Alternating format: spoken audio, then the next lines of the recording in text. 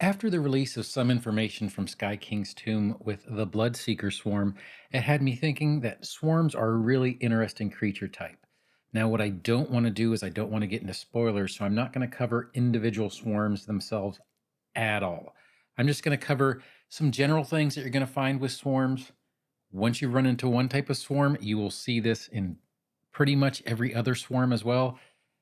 And they're very interesting and a very fun type of creature to run across in any type of combat. And it's something that we could discuss. So, my name is Don. I'm trying to be the Sly Strategist. And let's go ahead and get into it. As you go through your adventuring career, you're going to run into swarms in various places, various adventure paths, various homebrew campaigns, and they're always just a little bit different than what you think they might be or what you're used to when you're fighting other creatures. So let's go ahead and cover a few of the things that make swarms really unique. Now, a swarm is not a specific type of creature in and of itself. It is a mass of creatures. We'll go ahead and flip through some pictures of some swarms so you can see kind of what they look like or what their tokens might be depicted as. However, they function as one monster. Its size entry gives the size of the mass, though most of the swarms are going to be quite a few little creatures that make up the whole mass, and usually the individual creatures are tiny, but the mass could be large or huge just depending on what you're actually fighting. A swarm can occupy the same space as other creatures, and it must do so in order to do its damaging action. Because technically they're tiny creatures in a large mass, tiny, they just don't have reach, so they have to share the same square of whatever they're attacking.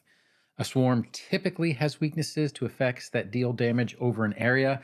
So, area of effect spells, splash weapons, anything of that type that can affect an area rather than a precise target is usually very, very good against swarms just in general. Another particularly key trait of a swarm is a swarm will have something called a swarm mind. And what this means, you can think of it like an ant colony or a beehive or something along those lines, where once one thing is attacked, maybe through release of pheromones, maybe through sounds that we just can't hear, all of a sudden everyone is alerted and everyone is acting in concert in order to defend whatever they're trying to defend or attack whatever they're trying to attack.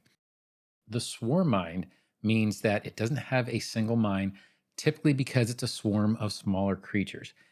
Because of this, it is immune to mental effects that target only a specific number of creatures. So if you have a spell, a skill, a feat that affects 4 to 5 creatures, or 1 to 10, or whatever it might be, if it has a limit, generally speaking, those won't do well against the swarm mind. However, it is still subject to any mental effects that affect all creatures in an area. So if your spell description, feat description, or whatever you have has in its description that it affects a 10 by 10 area, or a 15-foot cone, or a 60-foot emanation, those things can still affect the swarm, but things that target a limited number of creatures generally will not affect the swarm or any kind of mental effect. Swarms are very interesting. They have some mechanics that make them very unique. The fact that you have to basically share a square with them for them to attack you makes them a little bit odd and something that you haven't come across before. But once again, these are just general traits of a swarm. And once you've come across one swarm, you kind of know what to expect from most other swarms that you're going to run into without knowing the specific tricks of each one of the types. Now, I hope you enjoyed this little quick tip on swarms. It might be something you're going to run into in an adventure path. They already mentioned that in Sky King's tomb, there's going to be a new one, the Bloodseeker swarm, which we haven't really heard that much of yet. But it's in many other adventure paths. And if you create your own content or like to homebrew your own adventures, adding swarms into your adventures gives something a little bit different and might catch some players off guard, at least initially. And it's just a little bit of fun to run into something that you don't run into every single day. I do hope you liked this video. And if you did, feel free to like, subscribe, or hit that notification bell. But whatever you do, whether you do or don't, I hope you have a great day and happy adventuring. Thanks.